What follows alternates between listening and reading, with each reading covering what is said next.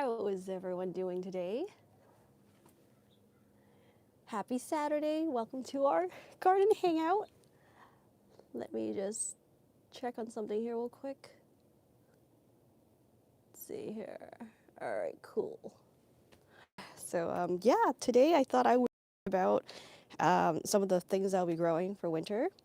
Hi, Ball. How's it going? You guys. So yeah, so I brought some tea today. Welcome to our garden hangout. I brought some loofah seeds to count today. If we should do that later, let me know. I brought some tea so we can chill out here. I also got started.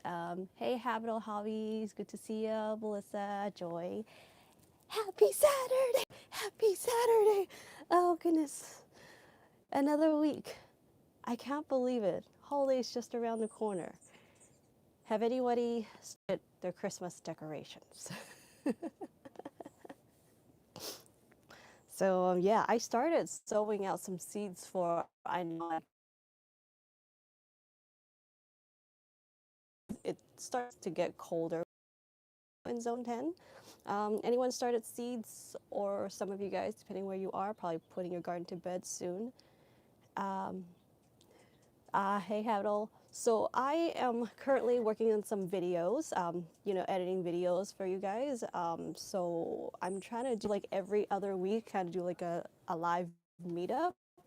What do you guys think of that? So every other week, and then like the weeks in between, like the Saturdays in between, I will be posting like gardening videos.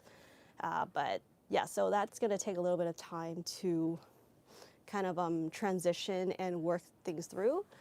So that's why right now I thought it'd be kind of a great way to just connect with you guys live while I get all that sort of stuff sorted out. Be sure to check into, the community tabs. Obviously you guys have been, or you wouldn't be here. Yeah, so I will keep you guys posted on there. Hey, Mama. Good morning, good morning, good morning. Thank you, thank you, thank you. Blicida, thank you. Thank you for the offer for being a moderator. I appreciate it. Yeah, I'm still so new at this, you guys. I know, like, if you want to do it a little nicer, a little more fancy, I got to spend some time looking into, I think, different, like, plug-in apps so that I can do, like, streaming, and maybe if there's things that I want to talk about, I can, like, plug in a video or something, or I don't know, just there's a lot of different things and moderators, stuff like that. I still have, I don't really know like that much about this stuff. I've just been doing editing mostly, so this is new for me. Hey, what's up, Enoch? How's it going, Urban Gardener? Are you getting ready for your show? Urban Gardener's got a show up, I think, at 11. Ooh, is it 10 or 11? I think it starts at 10. Yeah. He's got a show, and in fact, I think he's got like some cool interviews going on. Yeah, so anybody started their fall garden or already growing yet? Good morning, Danny. How are you? So nice, you guys, y'all here. Yes, awesome. Yeah. Oh, excuse me, nose running a little bit. It's just the transition of the morning. Don't mind, I'm just kind of moving the tripod around a little bit so I have some room.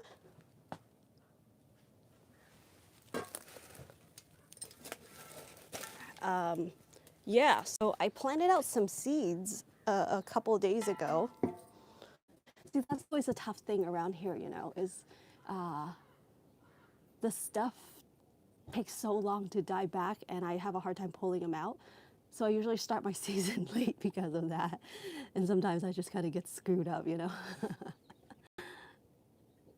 Nice. Fall garden is growing strong here. Awesome. That's awesome. Yeah, I just started out from seed. I was thinking I would replant one of the green stock planters, which is something like that right behind me there, so that I can get like the majority of those fall greens growing in there. And yeah, here's the thing. When my dragon fruit is like right over here, this trellis is so tall, it's actually shading the part that provides like a couple hours of sun in the winter, which is like this spot. This is the spot right over here. I'm gonna put the green stalk. So yeah, make decisions in the garden, and sometimes there's like compromises. Oh, yum. Planting garlic. You know what? One time I planted elephant garlic, even though it's not really a garlic, but in the garlic family. But like, who eats these garlic? You know, like they were completely dug up. What kind of pests eat garlic? I mean, I guess it tastes more like a leek than a true garlic, so it's probably not as spicy. Yeah. So let me show you guys what I got here. Actually, not too much to see, but I'll just kind of show you guys the way how I like to start my seeds. I do try to get more like plant starts if possible. Ooh, there's a couple that started germinating. What are those? Probably lettuce or something. What are these? Oh yes, lettuce. Merlot lettuce. Yeah. So yeah, if I have to, then some things I would start from seed, but stuff like salad greens are like so easy. They're really quick. So yeah, I usually start them indoors in the like under the grow light, just because it's yeah, it's like that's where the plants get most sun, more than most places in the garden. Yeah, so it can be a little garden can be a little tough to plant things out until I actually, let me just raise this up a little bit, you guys, until I actually get the plants up to a good size, pretty decent. So let me grab the packets of seeds. Yeah, so I pretty much got 5 kinds of seeds growing here. Each tier would, you know, have like one type of veggies growing, and there's actually I might have a couple tiers left because I think I'm going to grow it in the, I'm not sure if I'm growing in the 5 tier or the 7 tier green stock. So I either can grow 5 types or 7 types for the green stock. Let's see. Okay, so there's 5 times here. Parsley. I'm a big fan of parsley. I used to not be, but ever since I started like just chopping and mincing them up with some olive oil and citrus or something, a lemon juice or an orange juice, and just a little bit of salt and pepper, it is so good in like for pastas or something. It's just the smell of parsley itself is too overpowering in a way, but once I put like oil and like a citrus in, it really helps to mellow it out. Kind of like when I like doing green smoothies and juices, the citrus, something about the acidity really helps to cut down that green smell. I don't know. Do you guys agree with me? What kind of seed starting mix do I use? Hey, Peg's Garden. Happy Saturday. What kind of, so yes, I kind of use everything here.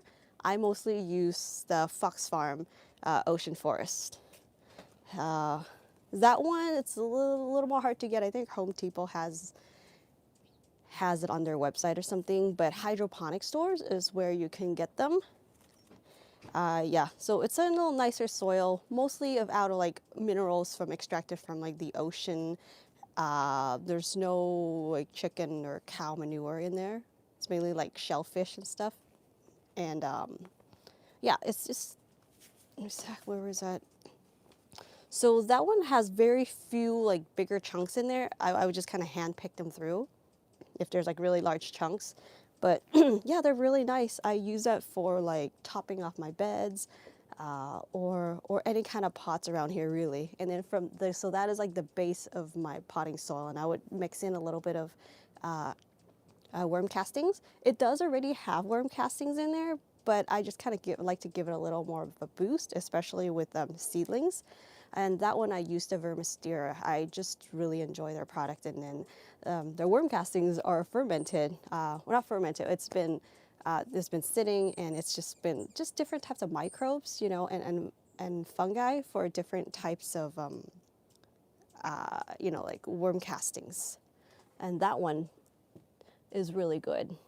So that's what I have mixed in there. It's just worm castings and just a little bit of worm castings, like maybe 10% worm castings in here. If you guys do some other types of potting soil, just make sure you sift through it to pick out the big chunks. Sometimes you don't even need to sift through it. It really depends. Some seeds don't even mind at all, so not a huge deal.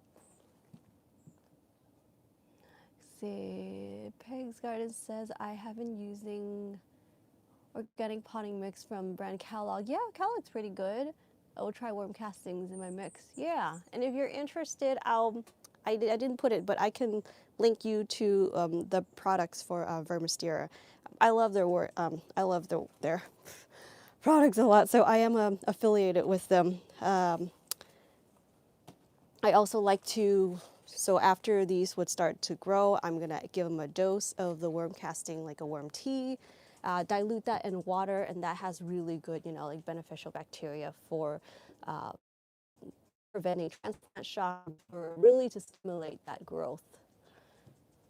So you guys know, like worm castings is so good for you, even though they're not all made equal, but even making your own, just using it is better than not. And yeah, so I still got my different worm bins out here. So I also harvest some of that. Those I mainly just use it to top off my beds. Mostly because when I'm making myself, sometimes I would catch a couple of seeds here and there that kind of like sprout out, that would sprout. So that might, I just don't really want that to like mix with the other seeds that I'm starting, you know? Hey, Lewiski, how's it going? Thank you. So yes, let's see. Lettuce start up so fast. Lettuce and, excuse me, and arugula, another one that I'm growing. I started out some wasabi arugula. You know, arugula is a bit spicy anyway, but this one's supposed to have even more of a kick. I hope it's not too spicy. I don't eat that much spicy food, but the sound was like just the word wasabi sounds very exciting to me. Yeah, so I got that. I'll just kind of show you the seed packs.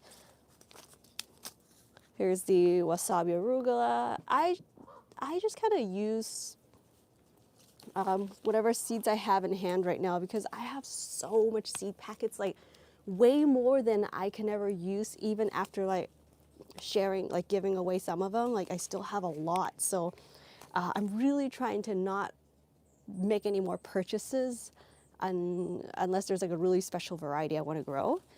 But like, look at this. It's like, it comes in a pack, or when I order stuff from Baker Creek, there's like free packets, you know, that comes with it sometimes. And these free seeds are so good. And this is the Merlot, so it's like a red lettuce. So nutritious, so delicious. Yeah, let's see here. I mean, one packet comes with a decent amount, especially if they have good germination rate. I can't even finish one packet in this small garden because there's just so many kind of things I want to grow, right? Yeah, I think I showed you this already, the wasabi, arugula. Look at all these random seed packets that I have. Here's a parsley. I love all kinds of parsley actually, but this is just the one I have in hand. And sometimes I feel like if you have issues with bugs, you know, like some sort of like aphids or something, or mealybugs, I prefer the flat leaves. It's just easier to remove pests if there is any. The curly parsley is so pretty too, though. I would love to grow that again. And one of the things I really like about parsley, so obviously the ones I'm growing here mainly would, you know, handle part shade, okay, or part sun. The one I would say require the most sun would be the Merlot lettuce, and the one I'm gonna show you next. So like a purple veggie. But yeah, leafy greens, that's pretty much what a lot of this garden is about. Yeah, so I find that parsley grows really well in the shade, like out of all the ones I have here. Parsley can grow as little as like a couple hours of sun. Like they'll be slower, you know, of course, but it's okay. Like it's not to the point that you can tell the plant's really stressing. Like when the plant's actually stretching and getting really long and lanky, that's when they like they're kind of reaching for light. But I don't see a problem with that with growing parsley. Yeah. And then chards, Swiss chards, nice deep greens, but then like this beautiful strip, you know, of color. And I really like the orange flamingo, sort of like pink coral peachy color ones. Those are my favorites. I think they all taste pretty much the same, but I just love that color so much. It just looks so yummy. And then the very last one, I'm really excited to grow this one, is it's like some sort of it's a Chinese one called Hong Gai Tai, Hong Choi. It's a type of like it's almost like a,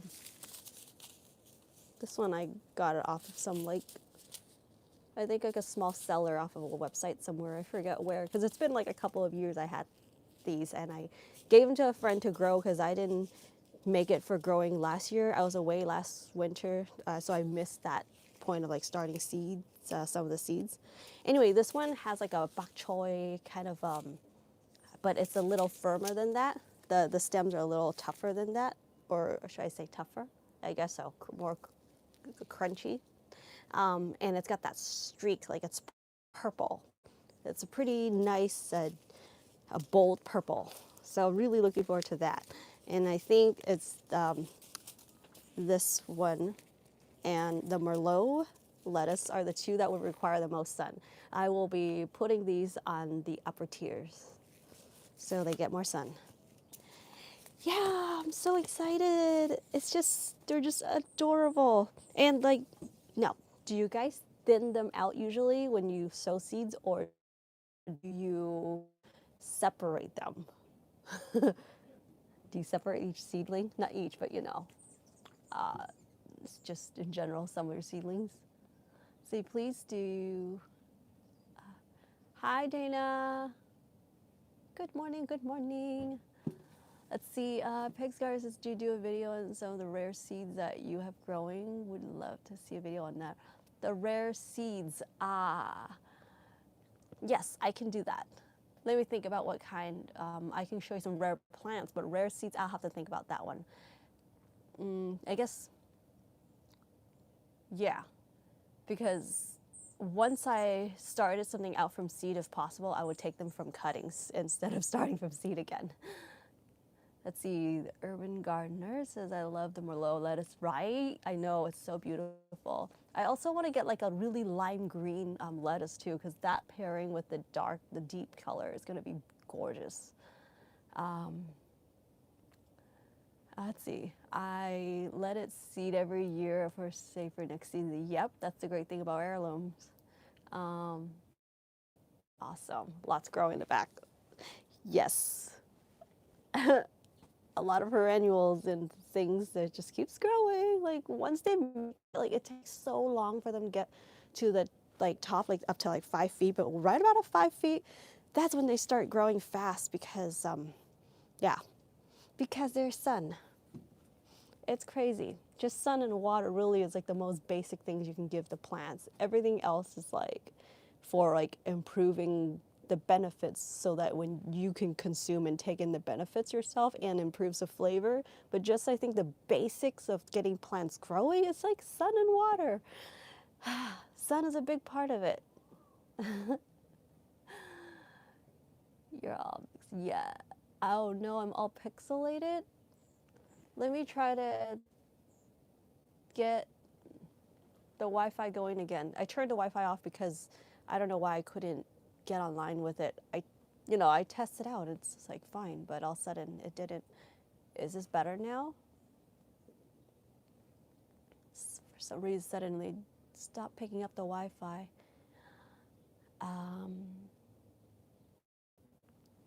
Is it better? Here, I'm gonna just try to move forward a little bit because I think the sun is in my eye. Thought it was my, oh, I don't know. Well, I'm not able to pick up Wi-Fi at this moment. I don't know why. All of a sudden, like right at the time when I need it most, right? Yeah, I have it. How am I pixelated, you guys? Okay, the Wi-Fi's on now.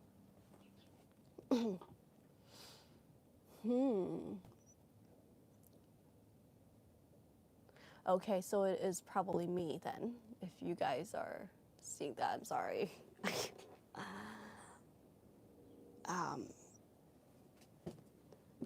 That's the okay. Better. So okay, the Wi-Fi is back on. So just a few seconds of delay. Usually I find it like compared to real time.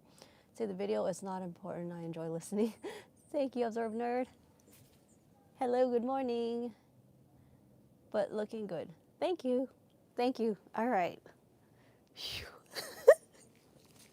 Yeah, so that's kind of how I start seeds out, is in like a tray. Uh-oh. Oh, I took out one of these with me. The one I really want to grow again is like daikon lettuce, but not daikon. I would love to have some daikon lettuce. Is there such thing? Daikon radish. Just don't have enough sun. If I want to attempt it, I can put it up on like a really upper rack, but might be kind of heavy. But yeah, that would mean I would have to kind of get on a ladder and water it. Although I'm thinking I might want to set up like a solar irrigation for that. And it's like a really simple kind. The one you just put a bucket and let it draw the water from the bucket. So it does not tap into your spigot, which is good in some ways because that allows you to water, like plant in some places that you can't get the hose to. Yeah, so I think if I get desperate enough, I will do that.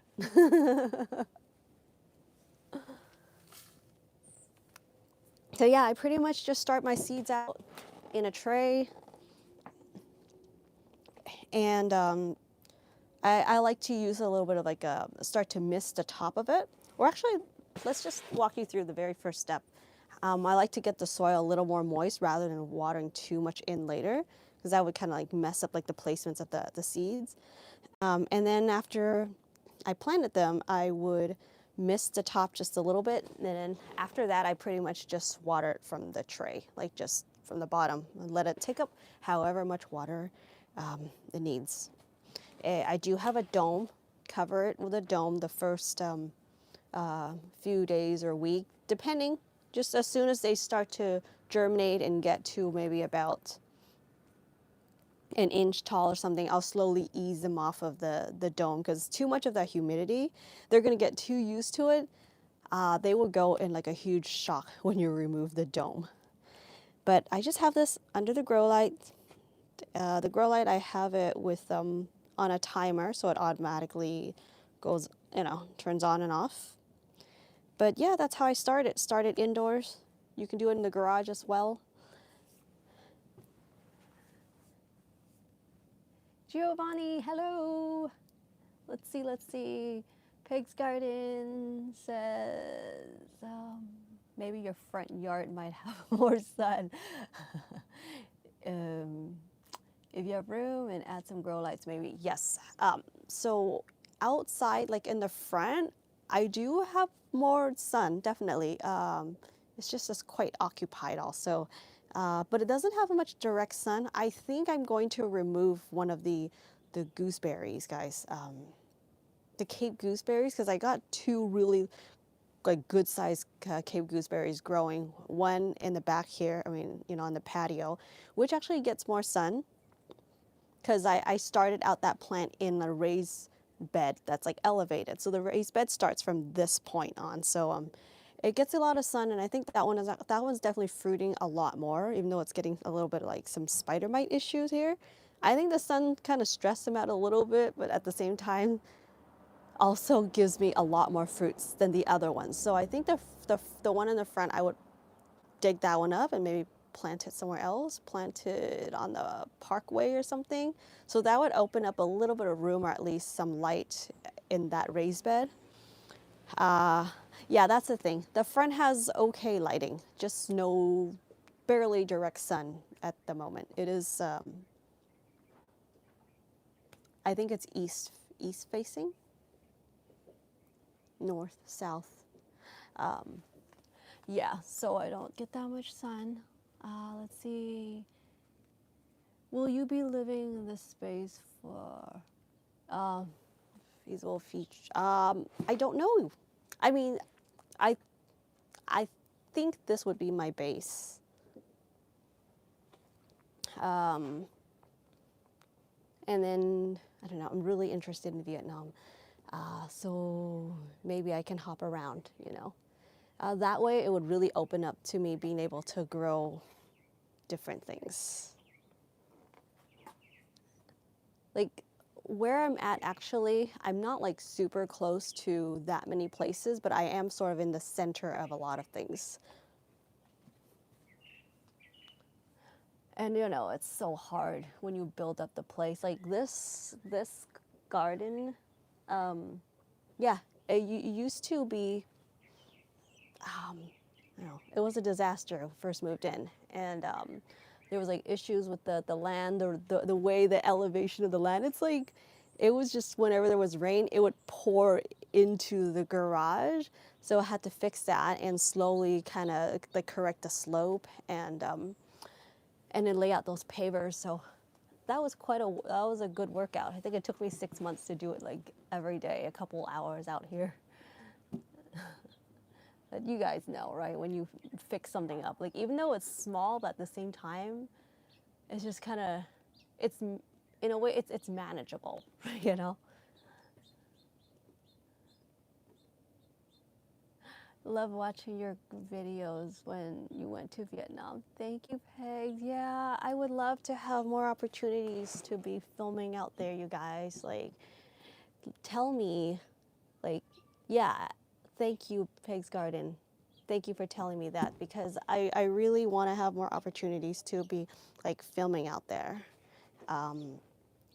Yeah, maybe do, if I could work out a place, I can like do some gardening content out there, like me gardening out there, but then also like visiting, you know, places. Cause like, again, I think there are like 52 or is it 58 different ethnic groups in Vietnam, and you know, as the further away they move out from the city, a lot of them like garden, right? Like they grow their own food. They're small farmers, or they're growing like they're farmers that grow and offer like do like trades, and they sell them at the markets. But there are some that also just grow it for their own home, and then some would have like those like Airbnb style, or like, yeah, like housing that they rent out, and they also make the food that they grow. So like a lot of people in the city don't know too much about growing food, but when you move away from the city, there's like so much out there.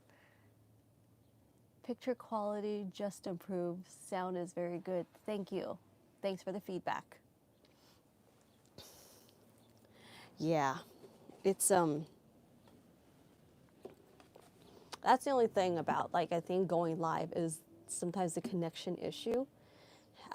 Especially if I want to do like take you guys on like road trips or field trips or somewhere, that might be a bit of a tough thing. So I kind of have to figure out how that would actually work. I forgot about that whole thing about the connection, you know, until you run into a problem. You're like, oh yeah. Let's see here. Okay, let me just move this aside and take something else out. Yeah, so this is the dome. I have different size domes. Some are like a little taller than this. This one's it's more sturdy than others. So let's move this aside.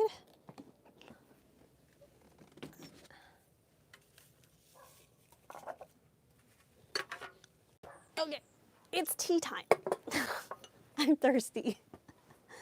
So I dried out some Mexican honeysuckle last week. I still got a lot on like the drying rack, so I only put a few in here so I can take it out here to use. So Mexican honeysuckle, I read that there's like benefits for your blood sugar and like a lot of other things. They're also one of the ways they use ancient times in like a region in Mexico that they use as a dye.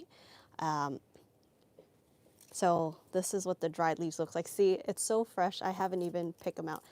I actually like to keep it in a like stems like this to dry sometimes because it seems easier.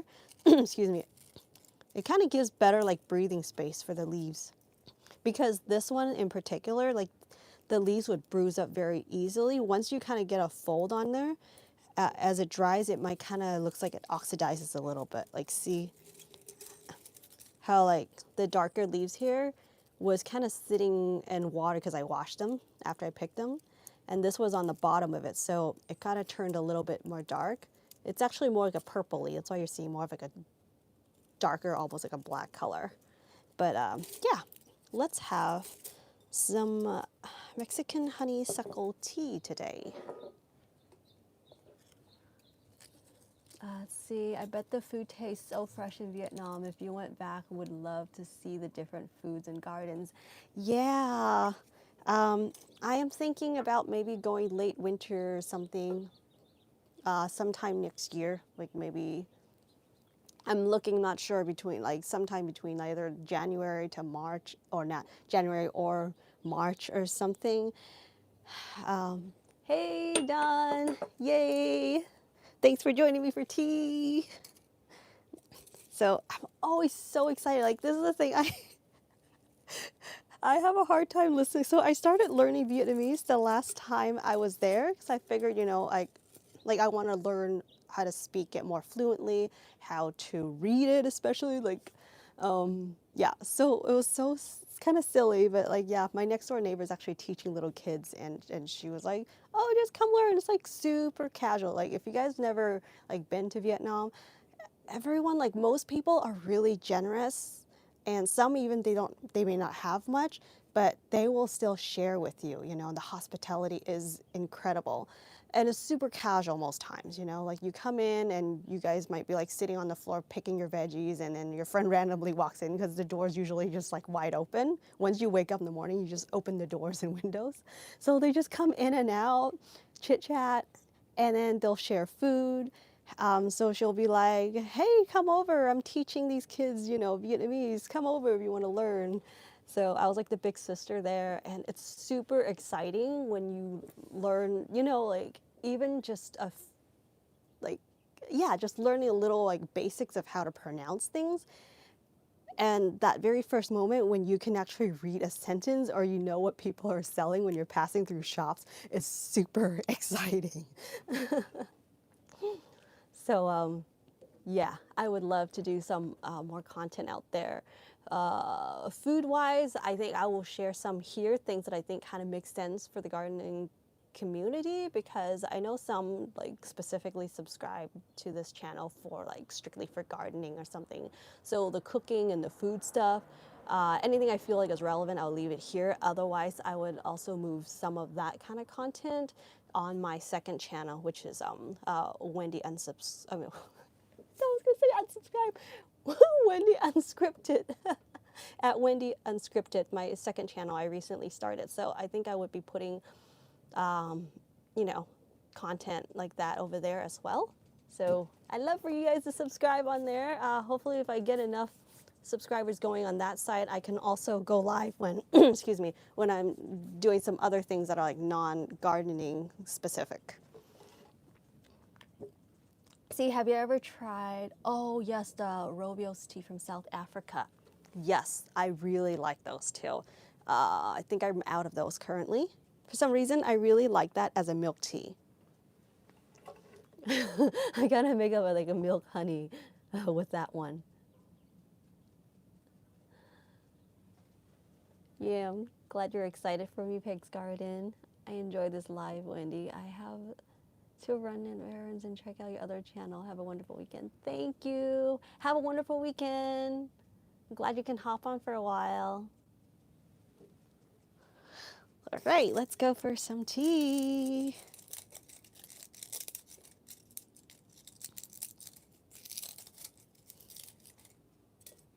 Yeah, I can make so much, like so many varieties tea out of this garden because I grow so much leafy greens and like herbs.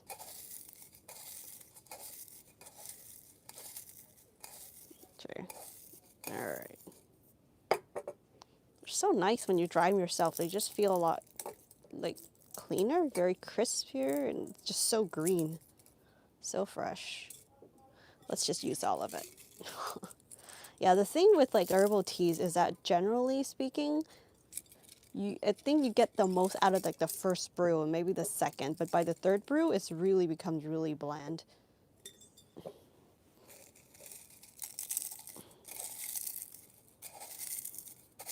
Okay.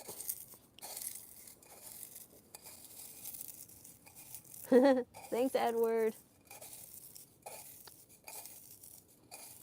Just showing you a part of my life.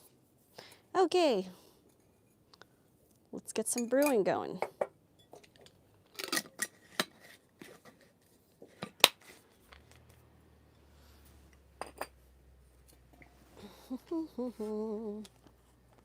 So I was thinking, last night, I was like, what time would I be going live, if I was in Vietnam? And it looks like, say, if I went somewhere, if I'm going live, I'm like, that would mean 9 a.m. for me would make most sense. Like 9 a.m. in Vietnam would be like roughly between 6 p.m., 6 to 10 p.m., depending where in the U.S. you guys are at.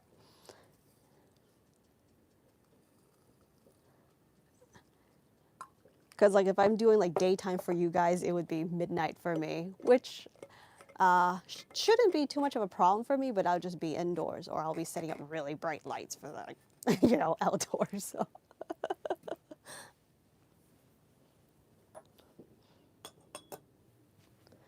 Okay. Picking up. So it's actually a little purpley now. You're gonna start seeing it change color.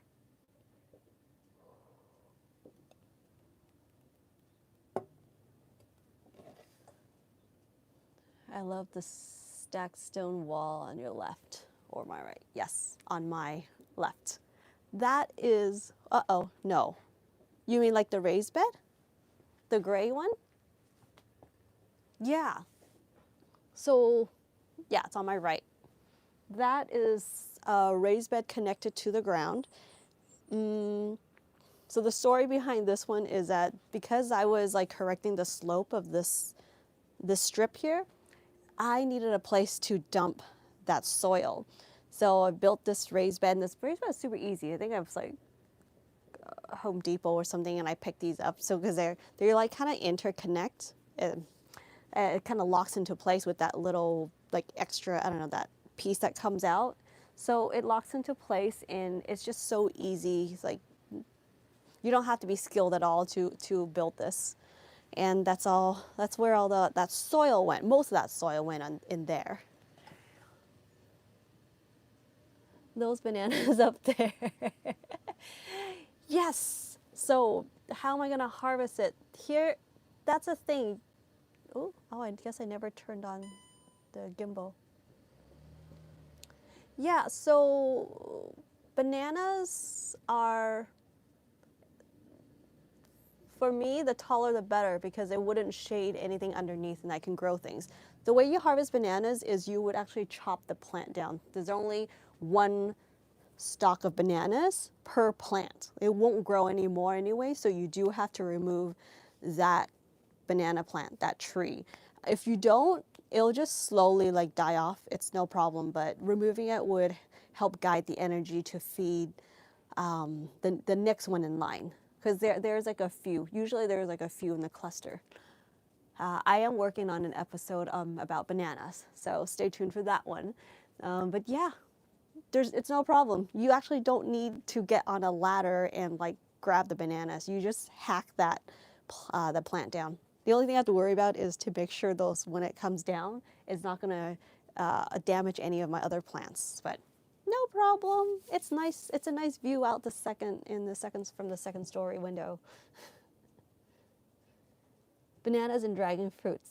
Yes, the dragon fruit. That's the one have been debating and thinking I want to remove because it's actually shading this side.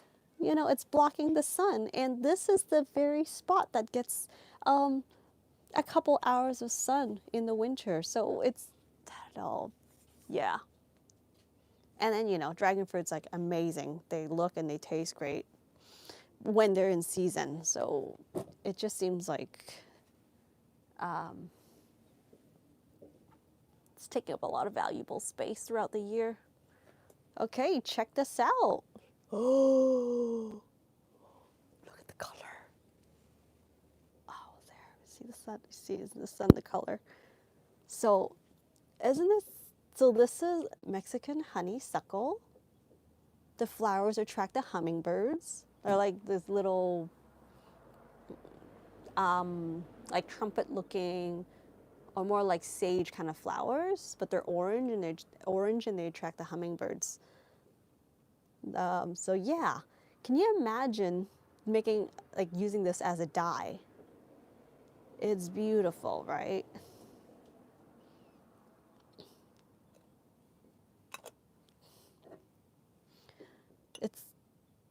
It's so interesting to me how something green can change color when you extract it. It's crazy. So, cheers, happy Saturday.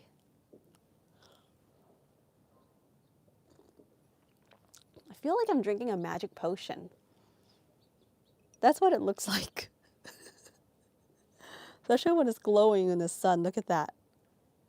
Doesn't this look a little, I don't know, is it magical or toxic? Like, this is part of nature.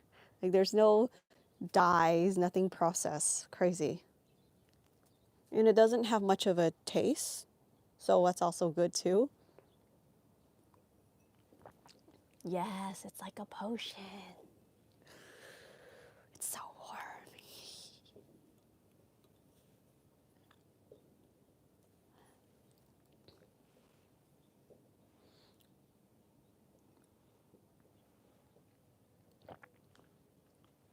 Oh no, wait, Wendy is color. Imagine drinking this and then it starts to change to this color, like filling. You can see it through my face.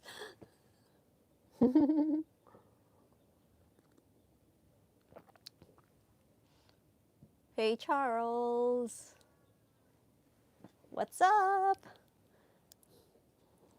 Are you guys grabbing tea or coffee or anything with me? I want to stand in the sun. I want to see it glow. It really looks glowing. It barely tastes like anything. It's a little earthy, but it's really not that strong at all.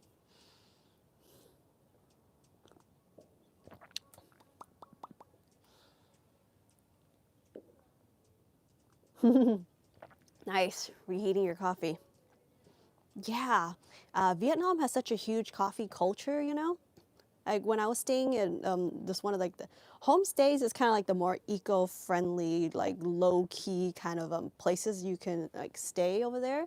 And that's actually my preference. I love those homestays, like especially one of the places I stayed at earlier this year. It was amazing in this view. Like I just want to go back there and just stay at that place for a couple of days, you know, and just enjoy the view out there because it's kind of built like with right next to this very like these majestic looking mountains that are like super lush, but they're really like steep mountains that grow up like, you know, like I think parts of Hawaii has like mountains that look similar to that. And then on the bottom, you got these like natural lotus ponds with lotuses all over. And like lotus flowers are actually huge. I've never actually seen them in person. like they can get this big, or when they're fully open, they can be like this big. It's at that place was magical. Like imagine just playing music and doing some gardening out there, have some good food. I'm set. Like I'm okay with doing that like every single day in my life. It's that place was magical. Um, I lost my train of thoughts. I forgot what else I wanted to tell you about. Um, maybe I'll go back to your reading. I forgot what I was going to tell you about. Oh, homestays, yes, and coffee. So one of the homestays I was at was they have an orchard and they were growing coffee, like coffee beans. I also got, maybe I should open that tea next time with you guys. So they're actually coffee. I think it's like the outside, like the coffee fruit, not the coffee bean. And they use that to for tea. So it's like good antioxidants and stuff like that. What's up, Tin Can? Welcome. Hey, LGGG. Wow, I like to catch your lives. Yeah, I love traveling Asian countries so much too. Yes, me too. Yes, coffee berry tea. Oh my gosh, coffee berry tea. They also like, that reminds me like miracle fruits, right? Miracle fruit berries. Those grow easily out there too. And those, man, what a trip when you have those. There's a lot of fun too. So like things like grow so easily there. Like all the stuff I enjoy, they're out there just growing wild. I was able to see that facility, like that homestay. They're also processing like coffee, you know, their own coffee. So it smelled so good when you have them like fresh grind up. So good. Coffee too, just like tea. Such like the craftsmanship with it, but behind it, like it's another kind of art that takes like long to hone. Big Sky, hi. Welcome, welcome. Saw an Asian green, but I don't know the name. It is a very bright, light yellowish green. Looks like a romaine butter, crunch-shaped head, but leaf is thicker than lettuce. Do you recognize it by the description? Can you see my brain going? Question mark, question mark, question mark. Leafy green, yellowish green. I think I'll have to really think about that one. The leaves are thicker than lettuce. Is it kind of succulent or just like a thicker lettuce or like a thicker romaine leaf? There's so many kinds of Asian greens. Like, I really don't know that off the top of my head. It's so cool that like Asian greens, there's all kinds. Like some they grow them just for like using the stalk, you know, for sautéing. Some they have like really big chunks that they use just for like making like a soup, like a broth. Some they, you know, do like a quick steep in hot soup and eat. Like there's like different greens they grow specifically for that kind of culinary use. Good morning, Mark. See, I've been watching for years. I've been watching years. Been watching years? Bok choy? It doesn't really have that yellowish green color though, bok choy. Do you compost a banana tree after harvest? I try to compost as much of it as I can. Sometimes if I'm like really out of room in the compost, I chop them up and I kind of leave it out just in the ground somewhere for like a week or so that it kind of, the size reduce, and then they will fit in the compost the compost bin. Which is okay because you need like carbon and nitrogen anyway, and sometimes I feel like there's too much nitrogen in there with all like the fresh cuts I throw in. But really, if I can't fit them all, they really do have to go like in the green bin. My city supposedly pick out the greens from the trash, supposedly, because they were like putting out the green bins, and then they're like they took it away. Yeah, I don't know. But banana is one of the really great ones that you can compost. Just it's loaded with moisture. It's so great. What kind of variety of dragon fruit is that? I don't really know.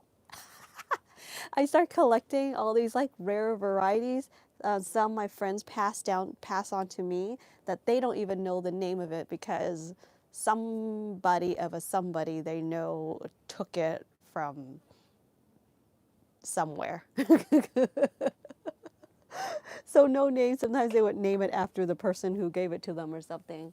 So like there's no names. Supposedly, yeah, I just have it with my friend's name.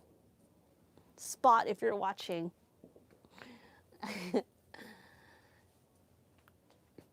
Yeah. So I'll just tell you the different kinds rather than the variety, like the name. I have like a one that's actually just normal white inside, which is actually sweeter than the regular white that we find at the grocery store. Not because these ones are more ripe, but he said that this variety, my friend said that this variety is supposed to be like more prolific and sweeter. And this has been the most like hardy out of the other few that I have growing in the same container. I do also have the yellow one, the yellow outside, white inside, and then like a red the red dragon fruit. But all these supposed to be like a slightly like a different variety or different cultivar than the one you can just pick up at the market. But yeah, the white one usually is the most prolific, and it really I think it outcompete the rest of them. I was thinking of like intermixing with another cacti, vining cacti, in this container and remove the dragon fruits that aren't doing too well. But that might look kind of messy, you know? So like, I don't know. I don't know, guys. Decisions. Coffee and I add the used grounds to my compost. That's awesome. Yeah, so I go to my friend's shop and pick up ground coffee. That's also another way of how our friendship began, because you can actually go pick up a lot of places, right? Like even like Starbucks, I think, or some like a lot of coffee houses would allow you to take those. I mean, they're just gonna go in the trash anyway. But one of my friends actually carry like quality, like a really good quality coffee. So like the coffee ground still smells so good. So I would pick those up regularly and add them to the compost bin. Once in a while, I would use that coffee and add a little bit of yogurt or honey and use it as like like a scrub also, like exfoliant. Smells so good. Hey, Marty's Garden, what's up? Wow. Where are you coming from? Philippines or Australia? What time is it there? How long until the dragon fruit from starting set fruit? Well, this one longer than usual because basically the dragon fruits, I don't know the true answer to this, but I'll tell you from my experience. Usually you grow them from cuttings, right? It'll take way longer from seed, obviously. But yeah, from cuttings, usually you would build a trellis. But I think dragon fruits seem to start to flower when they dangle. So usually you would build like a trellis. As soon as it climbs to the top, it would like drop back down, and that's when it starts to flower. But mine, because of the space issue, I have to build this trellis like really tall. The trellis itself is I want to say like 6.5 or 7 feet tall. So mine took a lot longer to get all the way to the top. But as soon as they drape down, that's when it starts to flower. Oh, and don't forget to cut the tip. That's also helps to encourage them to flower. So no true answer to that. Hopefully, between 1 or 2 years. Hopefully, like the following year, you'll get fruits. What's up, Tony? Do you have to hand pollinate dragon fruits. I do in the US because we don't have that much night pollinators. In Vietnam and in Southeast Asia, there's a lot of different types of bugs at night.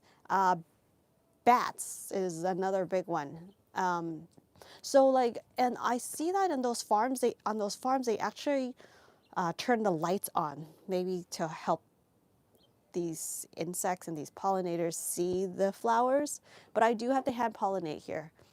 And I think the success rate is higher when the pollen is still really fresh. So I have a higher success rate going out there pollinating at like 1 a.m. instead of like 7 a.m. That was a hummingbird.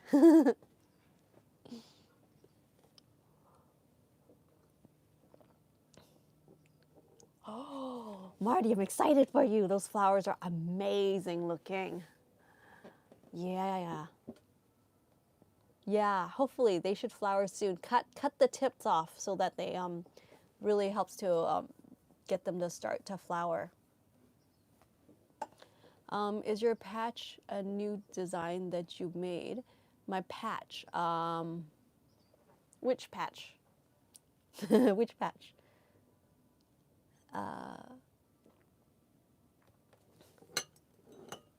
You guys, how is it going? Hey. So you got a question. Okay, German has a question. Why Okinawa spinach get this flaky things that come from is this normal stress reaction? I'm from Pennsylvania. Okay. Flaky, are they white? Jamin, are they white? Like these flaky patches? Do they look like a type of pest? Like sometimes the water here is so hard, it's actually like the calcium deposits. And they kind of look like white, dry, flaky things on leaves. But those were, for me, I know that from my like really hard water in the city. So, yeah.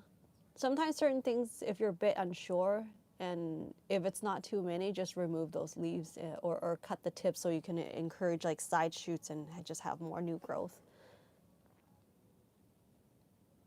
And you love your backyard. How long did it take for you to perfect your foliage growth? Foliage growth.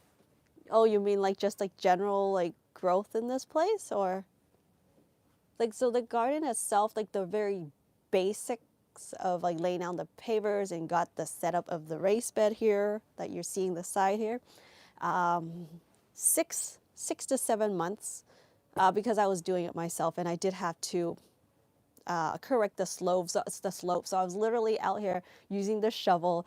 Like this is when I didn't have too much, that much experience in like hands-on stuff and growing as much variety of things. So I was literally with very limited tools, the shovel, or sometimes if it's just random tools I find around, and I would shave off to to get the slope corrected. So it took a while. And I do have some perennials here. Say like the green tree collard in the back. I used to have one that's really tall. It finally died back. It wasn't doing too well and it was coming back, but when I was away, the water got shut down for a little bit. The water spigot got turned off, so the plant eventually died. But the green tree collard is one of the perennials that I love growing because it grows pretty much year round for me. So I'm always just loaded with food on that tree. And that can grow really fast as it can shoot up, maybe depending on the condition of the place, but favorable, it can even grow like 3 inches in a year once it establishes. So really cool. You can pick some fast growing veggies, especially like the greens that grow vertically are awesome because they're just like look like they're fast growing trees, and then you can harvest the leaves. Thank you. Thanks, Mark. It's a green stock. The green stock garden shirt. So comfy. Not too cold, so I don't have a jacket on today. What's up? see, big skies as I'm old, and so in 6 months, I will ask about that green and forget that I asked before her. It's okay. Thanks for the inspiration. Thank you. Well, you guys inspire me too. I mean, there are certain times, you know, when I don't, uh, well, luckily I don't usually get too burned out here, but sometimes, but you guys also motivate me. Because then I'm like, well, I want to show you guys this and that, and then this and that needs to be done before this and that happens, and you know, we're here to motivate each other. See, yes, Wendy, stunning. I love unique looks. Love the look it reflects. Love the help. Thank you. See, do you mean trichomes? They are small white balls, visible more on small leaves. That large ones, mostly at the base of the leaves and Habital, thanks for the input. I will also have to look into that. Thanks, Marty. Yeah. I try to pick a spot. There's not that many spots for me to pick, by the way, but I try to pick a spot that at least that has like decent lighting. But actually all works out because you can see the banana there. Yay! I'm so excited about harvesting those. Hopefully next year there will be more banana flowers because the other three is getting there and it's going to push a lot more growth, you know, when the weather warms up again. Like, I keep saying bananas take up way too much room in a way, but every single time when the flower stalk comes, it's so cool. It just completely changes my mind. Like, I'm like, okay, it's all worth it. It actually makes, like, bananas, when you harvest a rack, you are just filled. It's just abundant, you know? So you really feel like, I'm growing food. I'm growing fruits. I'm growing things that make me feel so satisfied, you know, eating. Banana is one of them.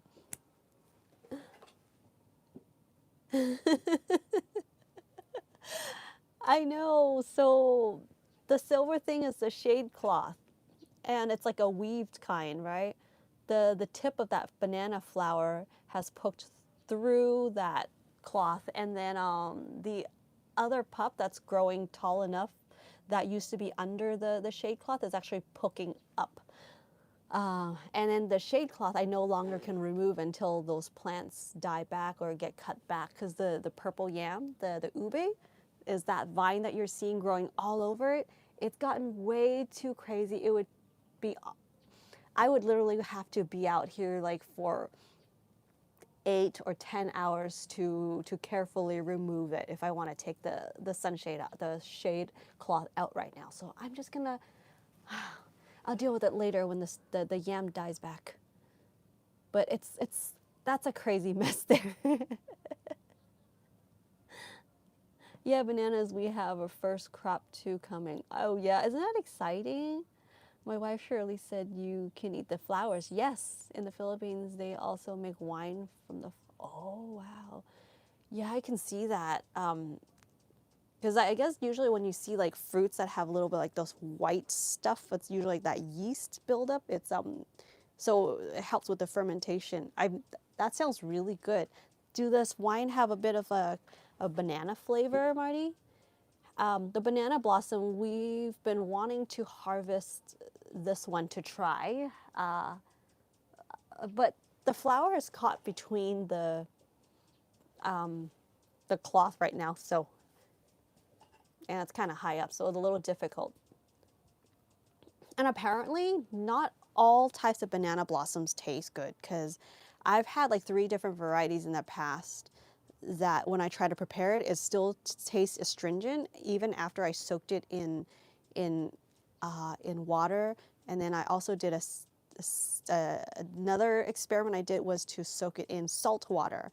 And then there's another variety I did those 2 experiments plus a 3rd experiment of soaking it in water with a little bit of lemon juice, and then that bitter, astringent taste didn't go away. It's so hard to, it's like something so simple you think you can just go to like someone who grows bananas, like say in Asia, and ask them this question. And I think a couple of them said they just use the specific kind for the for like of flowers to make a salad with. But they don't, I haven't found the right, like the person who actually can tell me why that is. But a lot of people just kind of keep doing the things they have been doing, you know, like how their family grows this for this specific purpose. And so they just keep like copying. So they don't really know the true answer to. I haven't found someone that's like really can like tell me. And then if you go to the market, even if you're buying these fresh ingredients, they are not the grower, so they don't know either. They have the flowers all prepared and sell it to you, or they have the cut flowers and then they sell it to you. So they don't actually know what cultivar that is also. A lot of mystery. Let's see. Yeah, I didn't try this year the wine or spirit, but I've seen them catching the juice in the. Yes, I tried to do that the other day, but because I also said I saw that like these drippings are really sweet, right? Like they're like syrup. They're runny. They're like they feel like water, but it's actually really sweet. That is why, yeah, so all like the bees, a lot of bees and hummingbirds like hovering around that flower. I tried to catch that water. I barely got any though. I missed a lot of it when it was dripping. I was catching the end of it. Wait, is there a lizard that got stuck or something? Oh no, silly, it's me.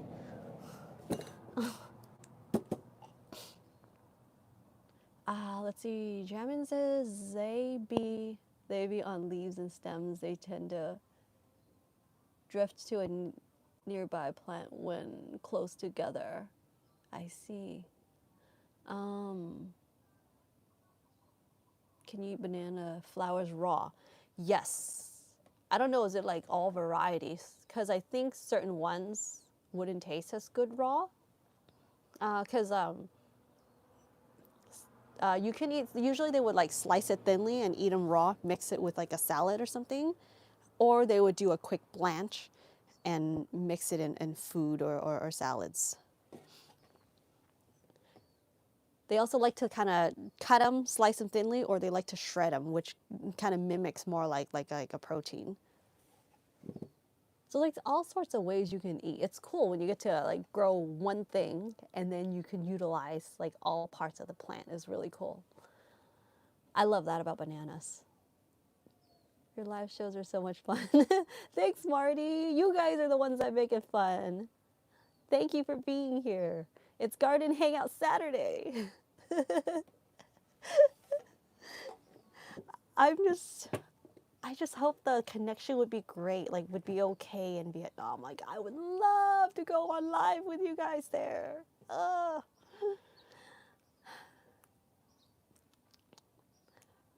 Trichomes. Goodness, can somebody tell me? I forgot what that conversation was about. Trichomes. Please remind me. I guess that means more tea. Someone, I think it was Dawn or someone yesterday. I was opening a loofah yesterday and I hopped on live. And somebody, I think it was Dawn or someone, that was mentioning about asked if I still make mulberry wine. My mom makes those actually. And it's funny because my family aren't really big drinkers, but we just don't want things to go to waste. You know, like your friends can, actually we probably eat the most produce out of all our friends. So we can't really share that much. Yeah, they eat very little. And so we have to kind of think of ways to process food. And our mulberry tree is usually abundant a few times a year. So we end up making wine, and the wine tastes so good. It's like a dessert wine, but we don't really drink that much. But I actually thought, I'm like, hey, would it be crazy to take one out and just have a sip with you guys? I know it's so early in the morning, and that would not be like the first thing I have in the morning. But done! I was right. Yeah. So maybe next time I'll take out the mulberry wine and sip that with you guys at 9 a.m.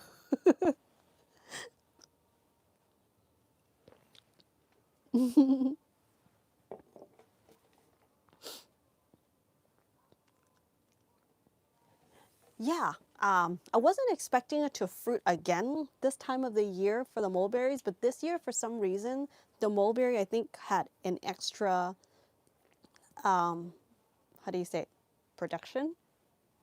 It set fruit like and one extra time this year, and also my rose apples had flower twice. Usually it's just once a year.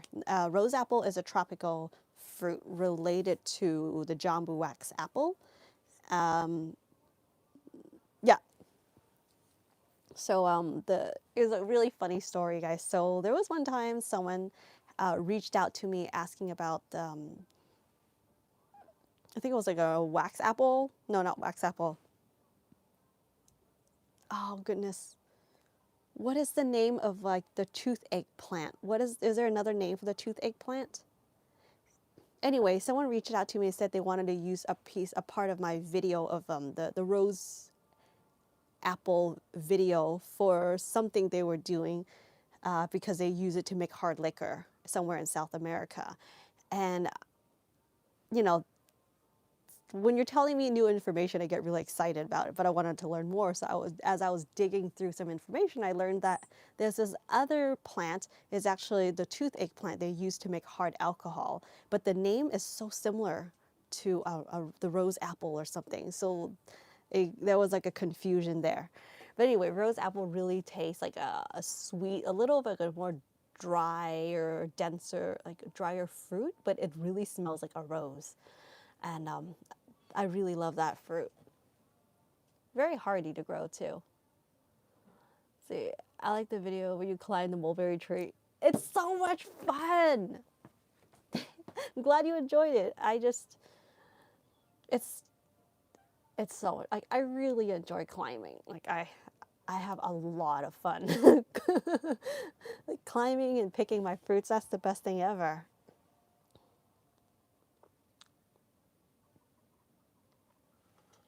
I would like to know more about your parents' home fermentation process. Yeah, my mom does this like really simple fermentation. Like the process is pretty simple. I'll have to share more. I'll have to ask her to share more. It's so funny because things that people really take for granted, right? When you grow up seeing someone doing it and you eat it all your life, or the person that's done it all their lives, or it's like there's like what this is normal. What, you know, there's nothing to show. But yes, there's a lot to show. Um, yeah, like we like making this like a cabbage variety. Oh, mustard greens. So it's like a Chinese mustard greens actually has a very thick, fatty stalk, so very, very juicy, succulent. And we like to pickle them. It depends on which region you're from. Some like to pickle a little sweeter, and some like to just more salty. And then you can throw in like peppers to like really spice it up if you want. Uh, so that one has a really good crunch when you like. Some people do pickling with it, but we do it actually in a ferment way. So we just allow it to sit longer in salt. And I think my family's from the south in Vietnam, so we like things a little bit more like savory dishes has a little bit of like a sweetness in it too. So there's like a little bit of sugar, but mostly like salt and a little bit of sugar. We'll allow that to ferment. And it just stays crunchy for like a year in the jar in the fridge after it's open. It's so tasty, and we usually have that as like a side dish, just as something. Kind of like I guess Japanese having like pickled ginger, you know. So that's like a very traditional thing. It's very common. But maybe you guys would like to see that. Once I get a hold of like really good mustard greens, let's make that video. We're like, Mom. Let's see, my daughter would make a mulberry tea from the leaves and was very healthy. Yeah, we process so much leaves and give away so much, like those mulberry leaves. Yeah. In fact, I have a video on that too. Mulberry is so good for you. That's another one really useful tree to grow, especially if you have a limited space or you don't want to deal with like too many plants. You know, mulberry is also another one that's, in my opinion, is good to grow. The leaves are usable, and hey, if you ever want to have like silkworms as pets, I guess you definitely should grow mulberry. Especially the one that like fruits multiple times a year is awesome. Um, Sometimes I would even dry if the one that's more tart that's not ripe, if they fall off the tree also, I would also slice that up and dry it with the leaves for, as tea. And then when there's too much fruits, right? You can dehydrate them. Uh, you can what else can you do? Oh, you can freeze them and make smoothies. You can add them to like fresh to your juices. Um, oh, what's really fun is that color is so gorgeous. I like to mash that a little bit with like some olive oil and make like a fruity dressing. Really good. The color is so beautiful. We will get you some climbing shoes for Christmas. Thanks. You want to know my size? Yeah. Um, it's crazy how some people get like they get so good at it and they just can do it bare feet, you know. But yeah, I learned that it has to be more like flexible shoes. Works better because then you kind of want a little bit of that, the grip, kind of like arching your foot a little bit in some places and like grabbing with your toes. So like soft, narrow shoes are really great for climbing. I was picking up like rock climbing in Vietnam. Like I got a membership when I was out there. It was just fun. It was just like somewhere to be and get exercise, but like a ton of fun.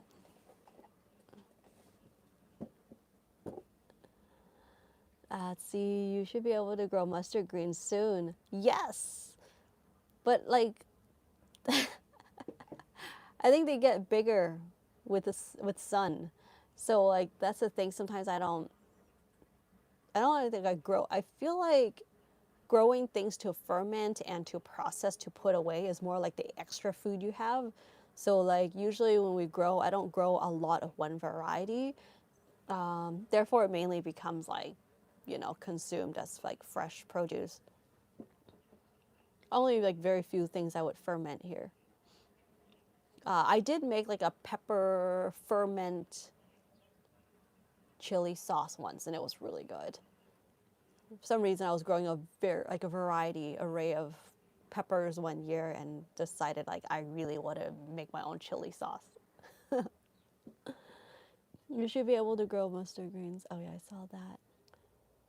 Oh, I love those giant red mustards. Actually, yeah, the purple reddish mustard greens do better in the shade. I was surprised.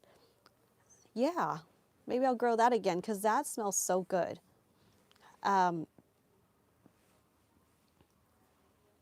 but the problem with those type of mustard greens is that usually the stalk, it's not really a problem, it's just a preference. Like when I'm thinking of like the traditional Chinese or Chinese Vietnamese ferment of those mustard greens, they like the stalk, like the stem, to be really like a big chunk, so it's like you get that big crunch in your mouth. Um, so yeah, the green ones and the other varieties doesn't have that thick of a stalk, so the texture might be a little different, but I'm sure they're all good. People climb in Red Rock area in Las Vegas. Yeah, I've never climbed on. Yeah, that sounds fun. I wonder if that's too advanced for me. I'll have to work my way up to that. But that sounds really fun. There are certain ones that they have. I think you can, yeah, like climb like right next to the waterfall, and yeah, there's different climbing stuff that are all. They all seem really fun to me. Glad it's helpful, Marty. This thing is so cool. Man, I really want to show you guys something. If you guys would give me like 30 seconds, I will run to grab something and show you guys. Would that be okay? It's not that hard, yeah? Do you climb, Mark?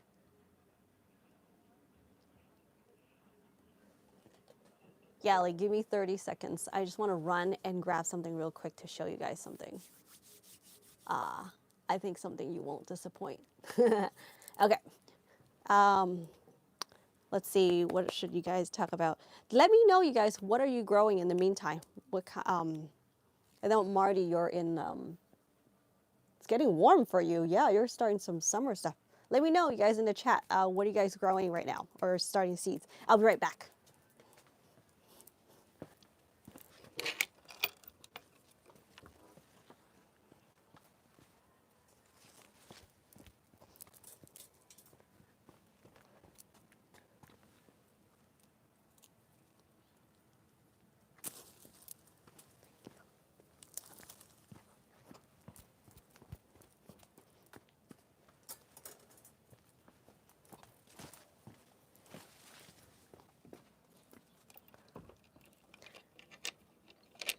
And I'm back. What did I miss out on?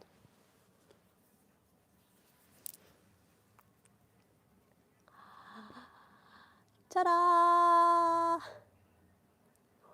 Ooh. Okay. Okay, no, I can't juggle.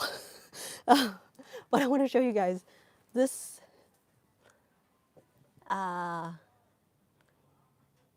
Say growing snake beans. Ooh, those are fun. Those are so fun. I love betel leaves. Oh my gosh, I love them. They're so good as wraps and like grill them. They're so good. Kang Kong. I don't know what that is. I'll have to look that one up. Cucumbers, zoogs, sorry, too many. Of course, too many to mention. That's not a bad problem to have. They definitely got big. They also got orange. Zoom, just amazing. Yeah, you gotta work with what you got, you know? And I think sometimes that fosters creativity when you're working with like limited things. Like I find like in, you know, when people don't have much or in like developing countries, like places like that, they're super crafty people, so creative. So yes, this is a calamansi. It has like a kumquat and a tangerine kind of a scent. The skin is much thinner than kumquat, but when they get orange, they're quite sweet too. We usually don't eat this as like really just fruit because the inside is more like tart. But anyway, this is what I actually wanted to show you guys. So this one, for us, is really good. We think that it's really good for coughs and like clearing your throat if you have a lot of phlegm. We like to use this juice, like make like a lemonade kind of a thing with this. But we also would use the rind. The oils is really good for you. So we just smash this whole thing, like the whole thing goes in a drink, like a hot drink preferably too. So let me just show you guys what happens. Watch closely.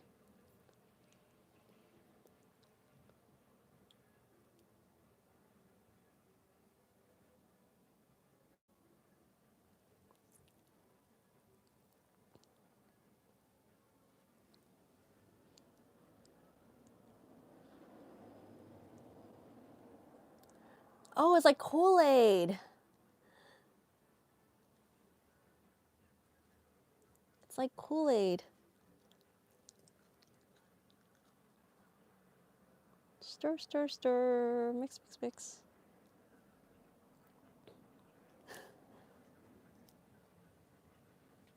mix. King Kong water spinach. Ah, ong choy. Gotcha, gotcha. Rau mong. Thank you for all the naming them all. Let's see. If you're not growing it, please look it up. Oh yeah. I have access to that fresh at the farmer's market, so I don't grow it. I've grown them before. They're a lot of fun. I try to grow what is hard for me to get around here since I have limited space. I know your Calamondin isn't that awesome? Hey Richie, what's up? They're sour inside but sweet on the outside and very fragrant. Yes, I love how fragrant they are. They're so delicious. It's awesome because that fruit, we usually have fruits like most times out of the year, so it's another great one to add to the list. And the acidity seems to clean things out a lot better than lemon juice. Strawberry color. Yeah, I guess yeah, kinda. It depends on like your screen, I guess. Yeah, because in person it's more orangey, but through my phone screen I see it more like a reddish orange. But yeah, so the pH changes the color, adding the acid. So also you can make like a lemonade-ish thing with this tea.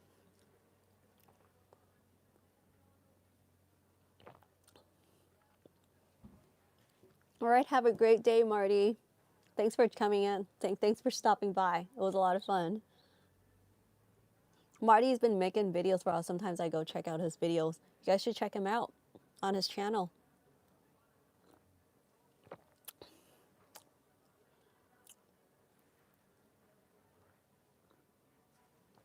This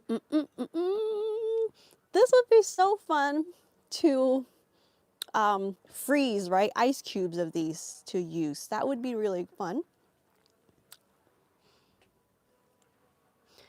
Ciao, Marty. Do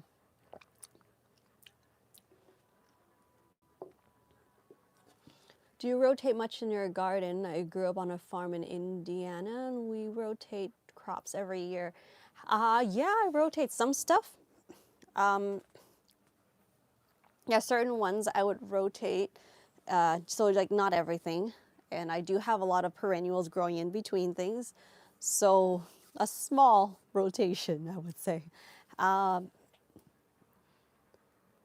Yeah, like I think my yacons, I think I would switch that out and grow it where the ube is this year. And then the things that I don't or cannot rotate, I would just fertilize and remineralize, just, you know, top off those beds and really mix in more compost.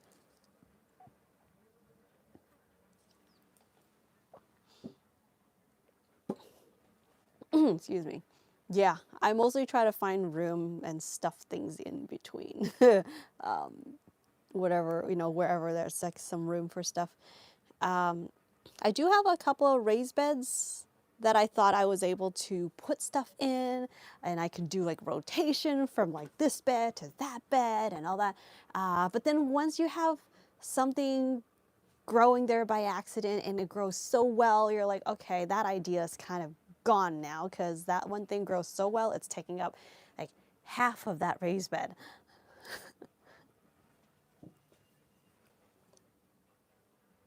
Oh, it's so orangey from the back. You guys, it's so. Would you guys believe me if I said I was drinking like a Kool-Aid? Or like an Italian orange soda or something? I don't know. Yeah. Does your garden attract a lot of wildlife? It's always fun when you have the good wildlife. Uh, I'll see. I'll name what they are. So wildlife. I have seen raccoon here, super cute. Like one of them, was it a younger one or I'm not sure. It wasn't that young, but it was like, oh, I think it was scared of me because he saw me. We were like making eye contact, but I was just more into like filming him, you know. But he was scared to come back down. So for a while, I was able to like, look at him from afar, like he was on the roof. Possums here, mice, birds, snake. Snake is probably the coolest one. I believe it's what is it called? Oh, California King. Oh, they're beautiful. Oh, I kind of wanted to keep them. Like, I'm like, what if I made like a little spot so if he wants to, he can stay? Because That would freak other people out though. Like my friends were like, if you have a snake as a pet, I will not visit you. um, but I was hoping they could probably help with the there was a time there was like more mice. So they would help repel, deter, or help me keep that population down. I'm making it sound all crazy. It's not really that bad here, but yeah, snake is probably the coolest wildlife I've seen here. See, I just picked the last sugar apple. For the season. Dad says it is the finest fruit. He will be all 91. Well, wishing your dad happy birthday. How do you say your name? Is it Michelle? Happy birthday to your dad. That's amazing. And sugar apples. Do you guys hand pollinate them? Do you buy ladybugs to use in the garden? I have, but a lot of them didn't stay. You'll see them here and there, but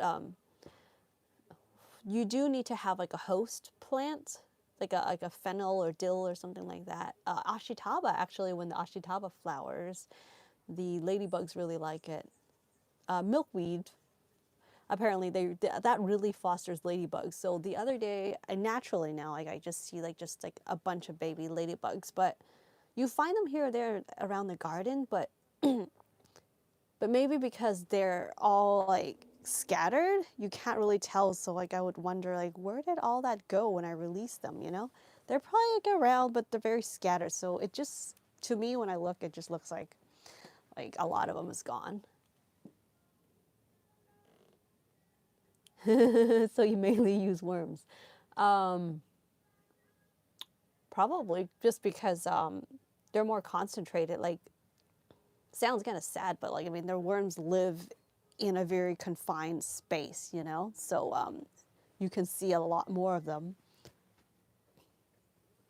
Especially because like the worms help to eat up the food scraps and yeah, compost.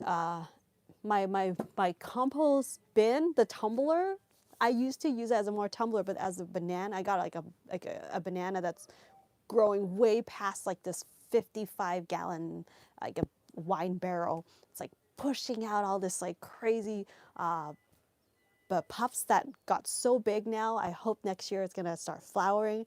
But anyway, it started shading off that tumbler. The tumbler originally would still get like just a couple hours of sun, but now it gets like no sun. And I started seeing it's becoming another worm bin.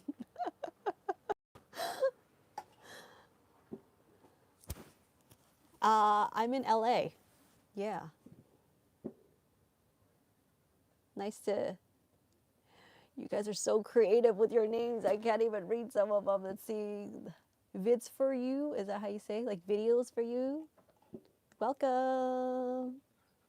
I have to say hi to you guys if I see a new face. Yeah, like I tried growing different varieties, raising like different varieties of worms. Red Wriggler is the one I have the most of, and then the other larger ones, not really sure where they went because when I have the worms, sometimes I like to release them in the raised beds as well. Oh, I think are they like night crawlers or like the European crawlers or something? They're like thicker and longer. They're just like way bigger. They're like 3 times the size of, yeah, the red regulars. So I kind of just released them in the garden. I also have like a more somewhat of an in place composting, which is like a tower.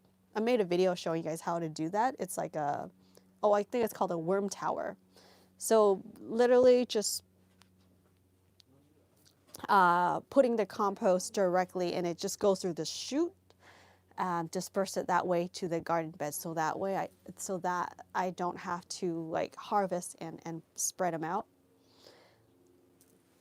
So yeah, there's like different ways I compost around here. You still use water containment system for rainwater. I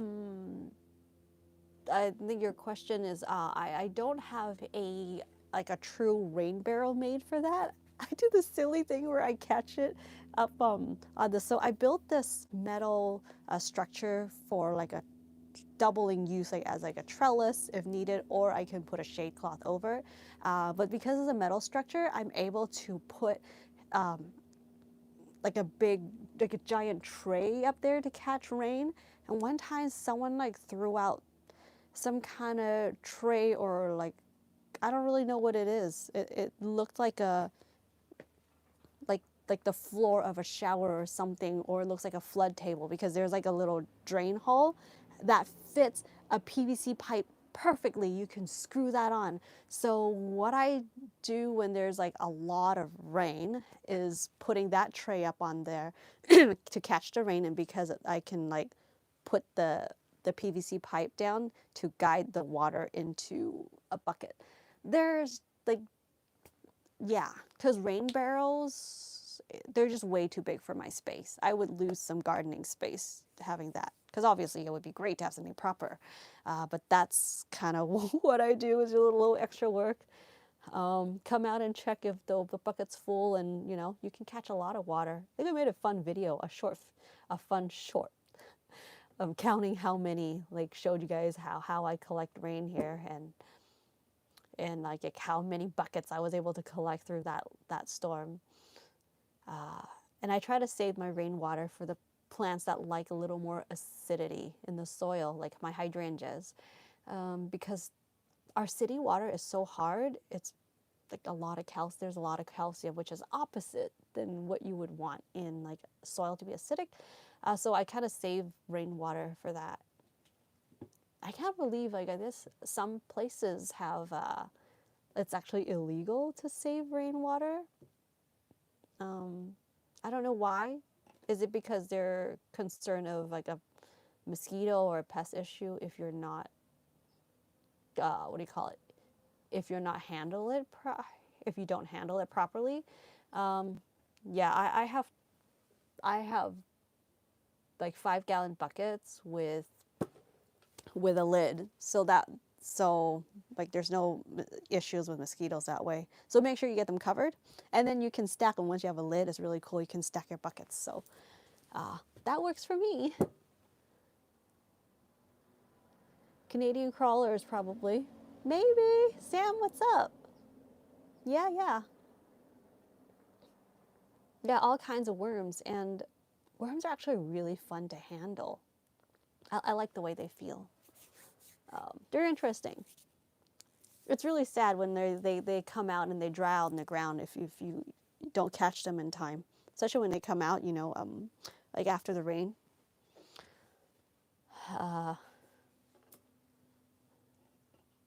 Let's see, the water over here is very hard as well. Yeah, I'm assuming you're in Vegas. I think you mentioned something about like red rocks or something. Yeah, Vegas has hard water too. It's tough because like it gets stuff looking old like so fast. The buildup of the calcium deposit, and certain plants I can see that they become more like deficient of, like, it looks like an iron deficiency, uh, but I think sometimes if just adding the iron doesn't seem to really help, I think maybe it's because of the acidity of the soil. When when it doesn't get to like a certain pH that those plants prefer, then like some certain nutrients would get locked up, like the plants won't be able to use it. So the most struggle I had something with that was my curry tree, which luckily has bounced back and is looking better than ever. But my hydrangea, like a couple of my hydrangeas had problems with that. The leaves just didn't look great, you know. Yeah, Vegas. It should be cooler out in Vegas now, right? You guys have really good weather for winter, like they're cooler climate veggies actually. It's still a little cold for me, Vegas winter, but I'm a tropical girl. So LA is considered a desert. It is actually a desert. Wherever you see greens is because we just had rain, you know, in the winter, or that someone lives there. I mean, there's irrigation. We have like Mediterranean climate, so it's definitely more on the dry side. I think the driest year out here was like 3 inches of rain the entire year or something. Yeah, trying to imagine what the soil is like there. The soil, well, yeah, more actually, there's a lot of clay here. Clay, heavy on the clay soil, and alkaline, I think, but definitely a lot of clay. So I really have to work through with composting at the start if I want to, start like a rose, an in-ground raised bed.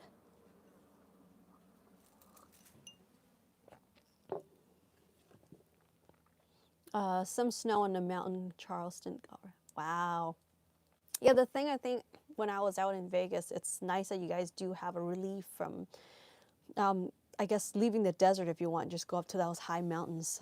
Just, was it within 20 minutes, maybe half an hour drive? That's actually way closer than like how it would take me much longer to get to the mountains, But that's like a really nice way to get away. Which reminds me of a place in Vietnam, the higher altitude places. It's also, it's also like a nice break from the heat. Is going to see those pine trees and that smell of walking through that forest. Like I really love the Pacific Northwest, like landscape wise, and all the moss and the waterfalls, the greenery. But the problem is it's cold. It's really cold. Yeah, anything I think within an hour drive is definitely very reasonable. Big Pine. Yeah, the hikes out there is actually great. Love it. So what else you guys got going on today?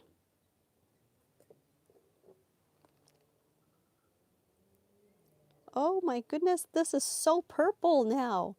It's got deeper. Yeah, makes sense.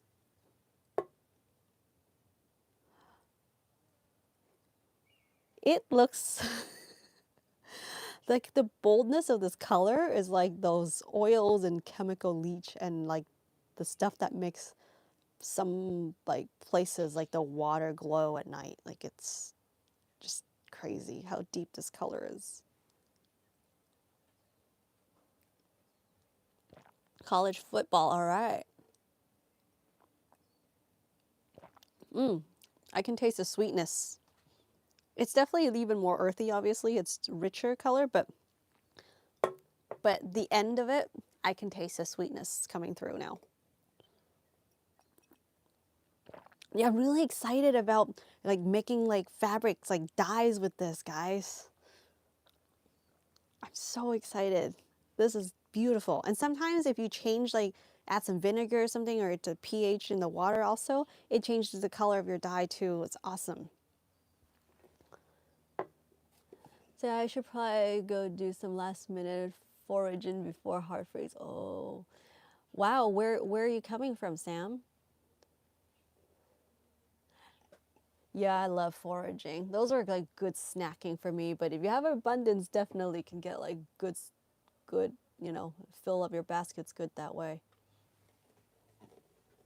My team plays in LA in a few weeks. A few weeks of use over going to the game. Oh, Wisconsin. That's, I get it. Oh my goodness. That's awesome, Mark. That sounds fun. See, I never knew how much pollen are on the pine cones until my daughter shook a branch with like visible powder. Wow, yeah. Yeah, I guess some people who are like have allergies, that might be a problem. That's amazing though, isn't it?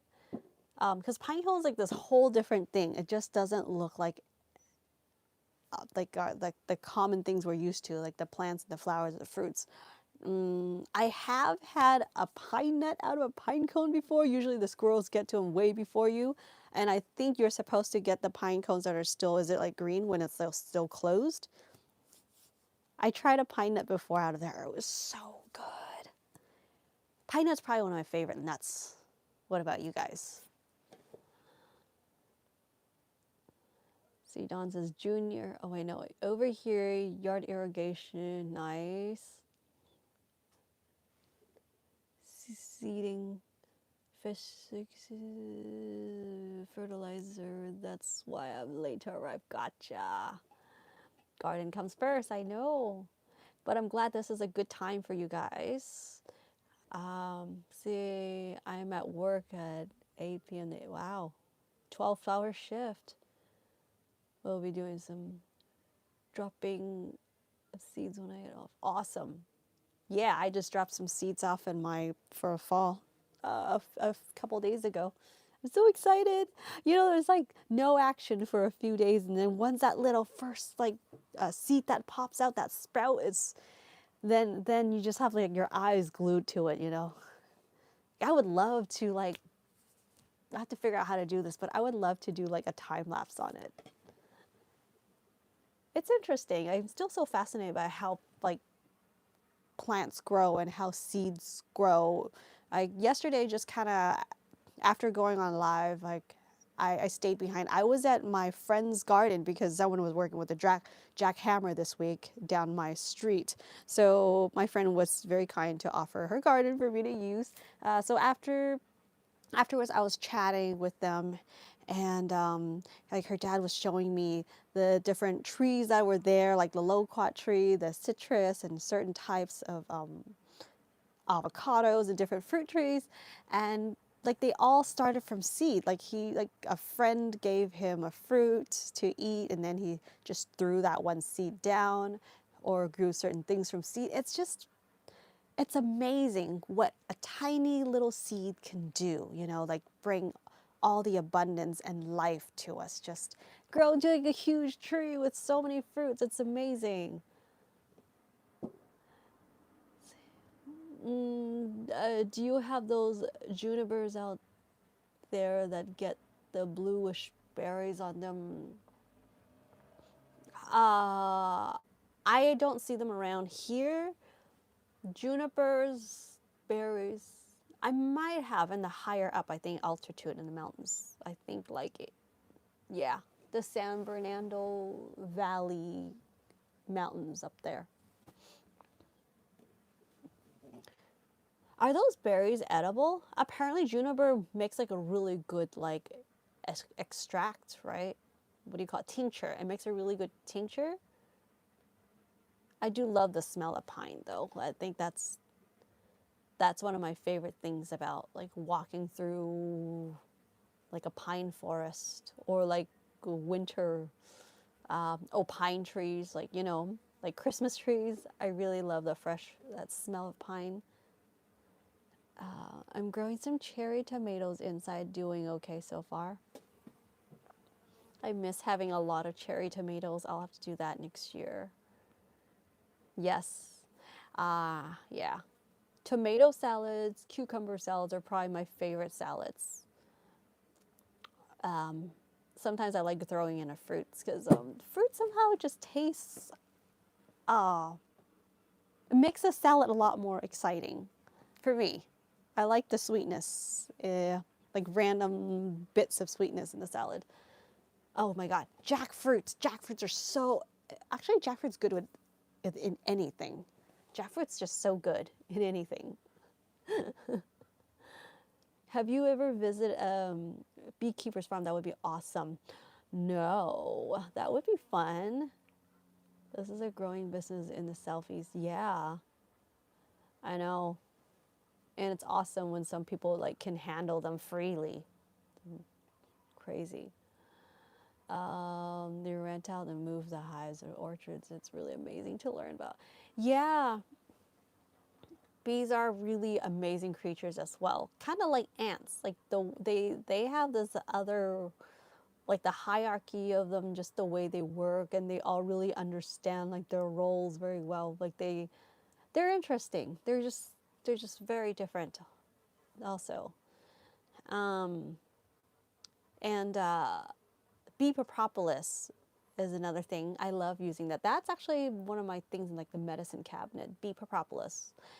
Really healing, really amazing, helps with like skin issues and cuts. It really helps to bind your skin together well, like if you get like a cut. Yeah, bees are amazing. I can't stop saying that.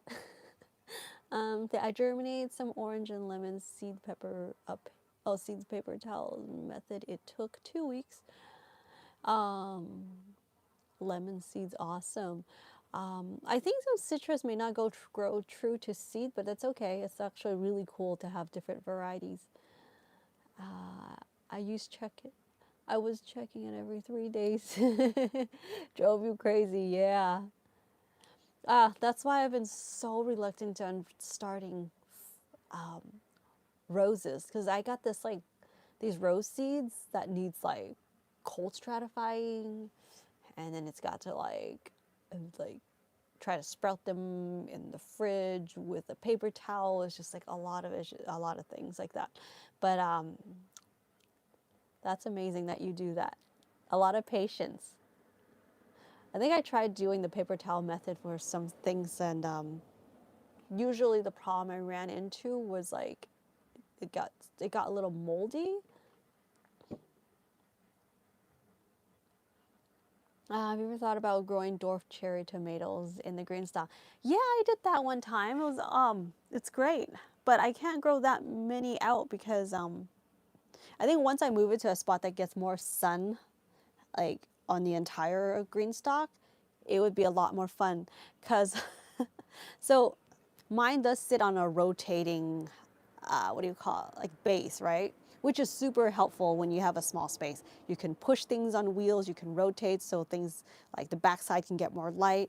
Uh, but my green stalk is pushed pretty close to it's like against the wall. So when you rotate, when plants grow really well on one side, I can't rotate that much to the back. Like when you rotate, it just gets shoved against the wall.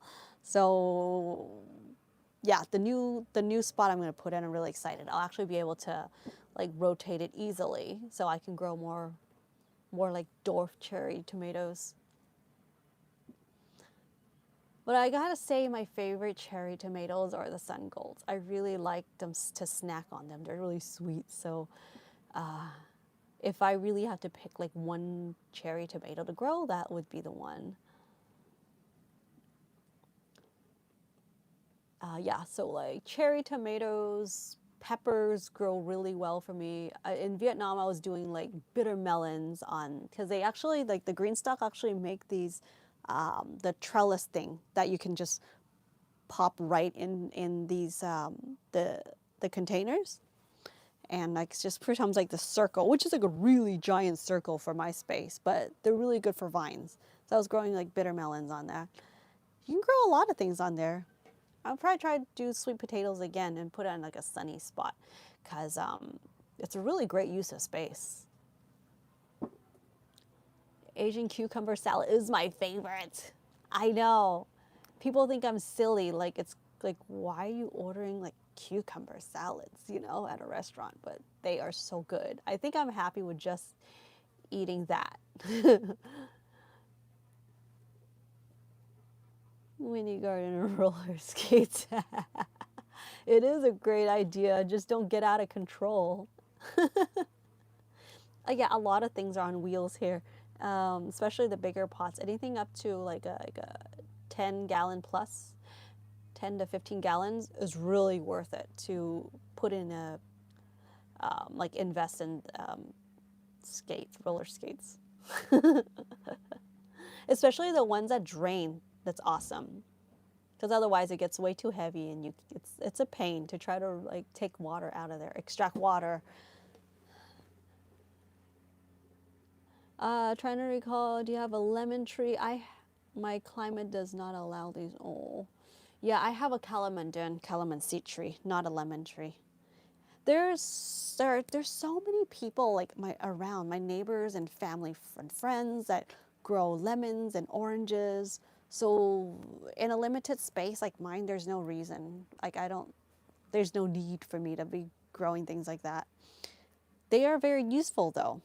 Like lemons, actually, we use it as the lemon juice to clean things, to remove like calcium deposits. And lemons, I love like just scraping there's like grating the what do you call this? The rind, Actually, this one too really well in water. Super fragrant water, so good. There are sun-gold cherries or sun-gold tomatoes. Yes, those little orange ones, the round orangey ones. It gets like a really deep, I want to say really bright orange when they're ripe. They can get super sweet when you pick them at like super ripe, when they basically just fall off when you like touch them. Those are the best. Imagine dehydrated sun gold. Oh my gosh. For your small garden, it's a great idea. Yep, it works for me. Especially because like growing things, the benefit of growing in containers that you can move things around, kind of like go, you can move things around to chase after the sun. Can I grow minor lemon indoors? Me? No, unless I put a grow light on a lot, because I know some people in the Midwest in the winter can grow citrus indoor, but I believe they have it under grow light or in like an actual like a sunroom.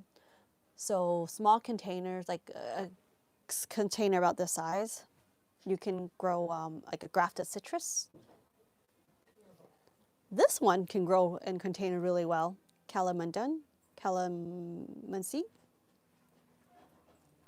Plus, you can change the look of your. Yeah, that's true. Exactly. This is like a very ongoing thing for me. The design of the garden, rearranging things. Yeah, I still love being able to grow in raised beds though, because it's more forgiving. The drainage is way better, and if there's issues with irrigation, the plants just last a lot.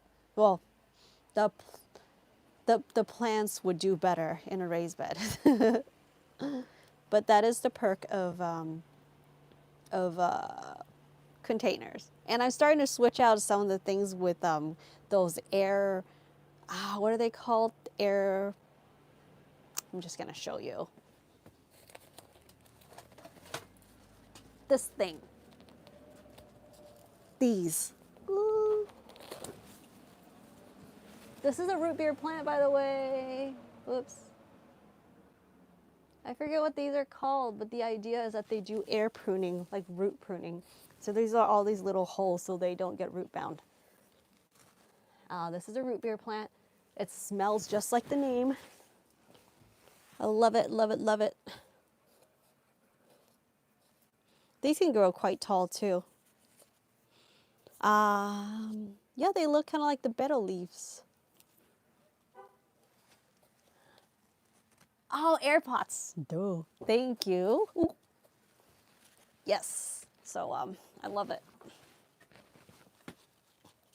In fact, I've seen a lot in Vietnam. They use this as a really quick way to build a border, like to build up a raised bed. So I was actually thinking of doing something like that. They just connect all these pieces together. They're so easy to put together and so like, movable, versatile. Yeah, flexible with the design. It's great. It's really smart. I think they use these as a raised bed to make raised beds. Yeah, Dawn, they're cool. Air pruning, and so they make them like different sizes, different heights. So I think I got the biggest one because I wanted to switch out one of my fruit trees in.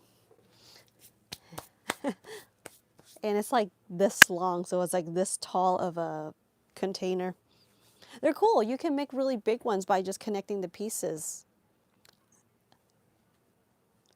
They store away really well. You hose it off and you can keep unroll them and lay them flat and keep them. They're awesome. Fabric grow bags for your preference. Yes, those are good too. It's just those ones I find like they get a little too dusty. I can't really yeah, I think grow bags are great for growing. I do use grow bags. I just have a hard time like putting them away. Some people actually put grow bags, like throw them in the washer. I just find it hard to put something with so much dirt. in the washer. But if you keep using it, it's great. My sunchokes are in grow bags right now. It's nice. It's easy to pick up, and drainage is actually also great. They do dry up a bit fast, though. I think I'm not sure if grow bags are actually good. Say if you're living in somewhere like Vegas, it gets way too hot. Unless you feed it through like irrigation, then it's okay. Otherwise, like it does dry out like a lot quicker than other pots.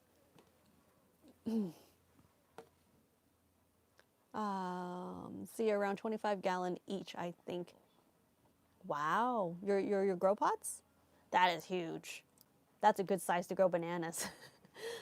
I think the largest size I can fit here is maybe 15, 20 gallons. I mean, it just means the larger the pot goes, the fewer pots I get to put around it. I do need to replace one of the containers for the bananas, though. It's I have the other banana growing in a wine barrel that's like falling apart. Oh, okay, it was Lewinsky that was preferred the grow bags. Perhaps that keeps you from having to score the roots when you move to it. Yes, that actually, thank you. That was a very good point. Yeah, I love that about it.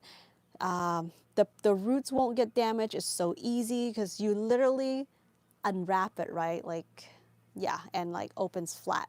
It's so cool. Yeah, definitely makes it easier for transplanting. Less damage to roots.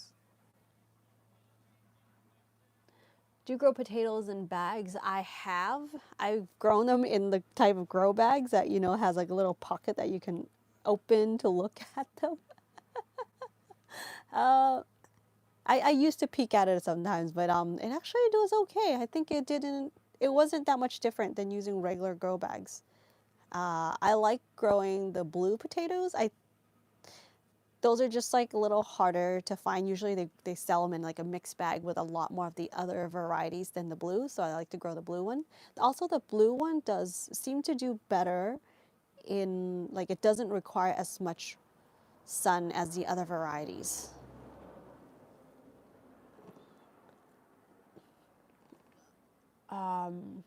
Yeah, I think now is the time to grow potatoes for us southern climate gardeners.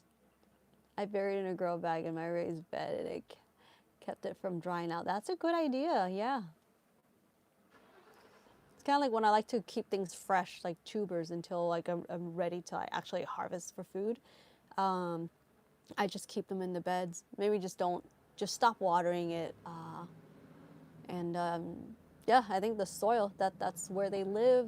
So that's really the best place to store them. Let's see. All right. Oh, wow. We're going on past 2 hours. This is great. All right, guys. I think I'm going to sign off pretty soon and get going with... It's got some editing and some other things going on today. Are you guys going to be going in the garden, or are California oranges different from Florida oranges? I guess we have different varieties. I'm not,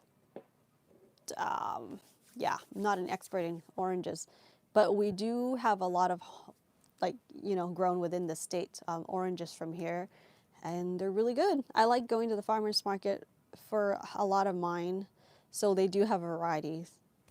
Yeah, I don't know how different they are from like the ones from Florida. I like the Caracara one. Navel oranges. That seems like a very common choice for, like, I think older homes. Their gardens usually have like navel oranges. Yeah, Caracara is probably one of my favorite ones. It's like a little more lower on the acid, and the color is beautiful. I love that peachy fruit punch kind of a color. It's not the size of a banana. That right. Sicky sick.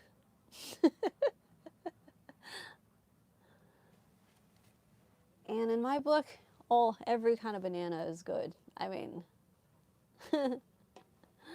ooh, I'm so excited about harvesting those next year. Next year, with a machete. You see in the funny.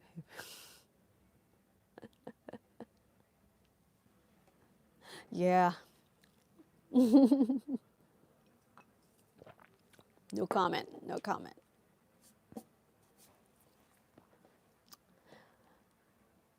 Our garden hangout was really good. I love it. Thank you. Awesome. You guys, I love that you guys are, chiming in and having conversations. This is good. See, do you do you have helpers in your gardens? Perhaps introduce them in the live blog. Yeah, my mom in particular loves, like, she started picking up more gardening because with me, because like she really wants to be helpful. Like, she's the kind of person that I guess she just loves to, she likes to keep moving around, and she really wants to be helpful to others, and especially like to me. So yeah, she does some of the work here. Like, if I have to kind of give her like specific task, and she really loves the calamansi tree. So that and the mulberry are the two things that she does the most around here. Is to, like, she candies the calamansi. I think I gotta ask her. I keep telling her, Mom, you gotta show us what you do so much. It's just so normal to her, you know. But I'm like, I think that would be interesting to others. Like, she would take the skin out and make candies out of them because our family love it. It's so funny because um, Vietnam, they grow this a lot, but they don't get to this size and they're not as fragrant. I think mainly is because they pick them when they're super green and hard, so they're really not ready. So the skin is like more bitter, the inside's really sour, and it's not even that plump. They pick them way too early, so like there's not a lot of oils. It's just not like ripe. That's why they're not as good. But our tree, I think, is really fragrant compared to the other ones we've seen around. But anyhow, so she candies these, and everybody loves them. And the mulberries, she loves the mulberry tree. She's the one that dries a lot of the mulberry leaves for tea. Uh, yeah. Thank you, Mark. Have a great day. Uh, yeah, mom's just a little like they. Sometimes my family's a bit shy, I think, on camera.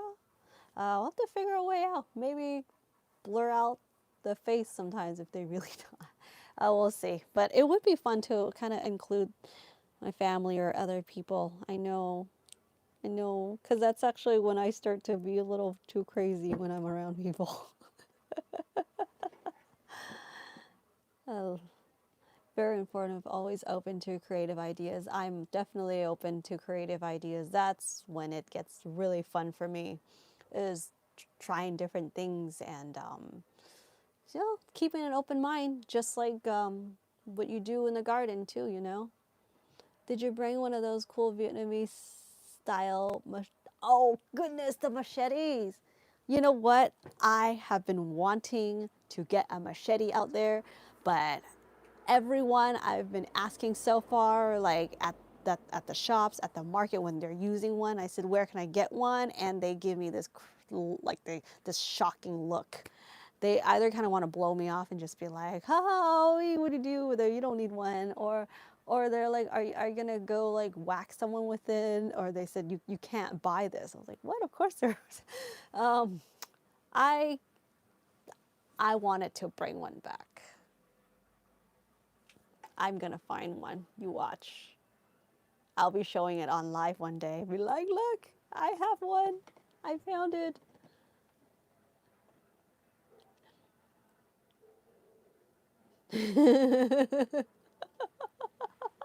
You know why I could be dangerous? It's because I'm clumsy. Like, it would be like not intentional, but because I'm clumsy, it might drop on you. No, I'm just kidding. I mean, I am clumsy, but I'm usually like extra careful when others are around, but I have like stupid accidents. But luckily, it's been okay. Uh, yeah,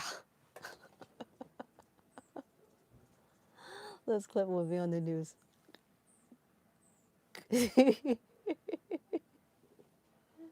Virgon, Virgonian, is that how you say your name? Hey. Hey, if it happens to be on the news, I'll know who put it out. I think Amazon might have. Oh, Amazon. Yeah, it's hard to make a choice. Of course, nothing is gonna get 100% like good feedback, but like I want a good one. So like if I don't get one from Vietnam, I would be something like maybe order off of like a website here, but not Amazon. Is there a good one on Amazon? It didn't. They look good, and then you read the reviews sometimes, and then someone's like, "Oh, this really sucks" or something. It would be really helpful. Like some people just use the machete for like everything. I'm still, you know what? I'm still a little scared. Cutting, like hacking a coconut. That is a true skill. It's like skill, strength, and control. I think the most scary part for me is when you whack it, can you actually aim straight at where you want it to go? So I tend to not go full force or like with more force because I'm scared of like slipping or like going in you know, chopping where I don't want to chop. So like coconut is always, I, I, I definitely have not mastered that skill at all. Really, really scared. Ontario Knife Co. Okay. Made in US. Okay. Thank you, Melissa. Sorry, Blasilda. I'll check out that website. So is Yeah, because matao is what you call it in Vietnamese, the machete. The machete would be really helpful for the bananas, especially to slice just deep in to remove the suckers. The machete would be really useful. 18-inch, too big for me, so get smaller for yourself. Thank you. Yeah, see, yeah, that's the part I have issue with. I have a hard time deciding, like, do you want like a bigger one? The bigger would be good to kind of slice in deep and do like a clean, quick cut of something, but it's too long for doing other things. Maybe you need two, but maybe I'll start with something shorter. Um, just keep other parts of yourself away. I know, right? Like if I were to make something like a mold that the coconut can sit on, then I can just go, right? I can just leave the parts I don't want in it out. But normally they just hold it with the hand and go whack, whack, whack, whack, whack. I'm even scared to use a knife, like a regular, like just the cleaver whacking the coconut. Like I am scared.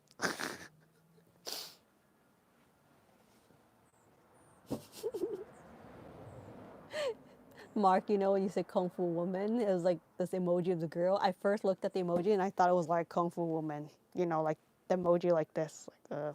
Like that's what I would see myself. A little scary. Do you use a juicer? I mean, following a friend of yours who reviews. Yeah, John Kohler, different models. Yes.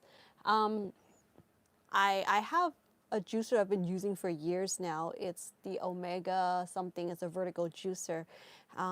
But the next one, if I like to upgrade, it would be like I think that something similar to the Nama. There's also another brand that makes it similar. So it's a vertical juicer. The one I'm talking about, the one that I would like to get in the future. It actually pops now. And if you want to see more other content outside of gardening, I have the second channel I recently started called Wendy Unscripted. So yeah, would love for you guys to subscribe if you want to see more of like other content and whatnot. But yeah. happy Saturday. I wish you guys a lovely weekend, Sunday ahead, and I'm gonna go do some editing and some other stuff. Have a great day, you guys. I don't even know. Okay, this is still going. All right. Catch y'all later.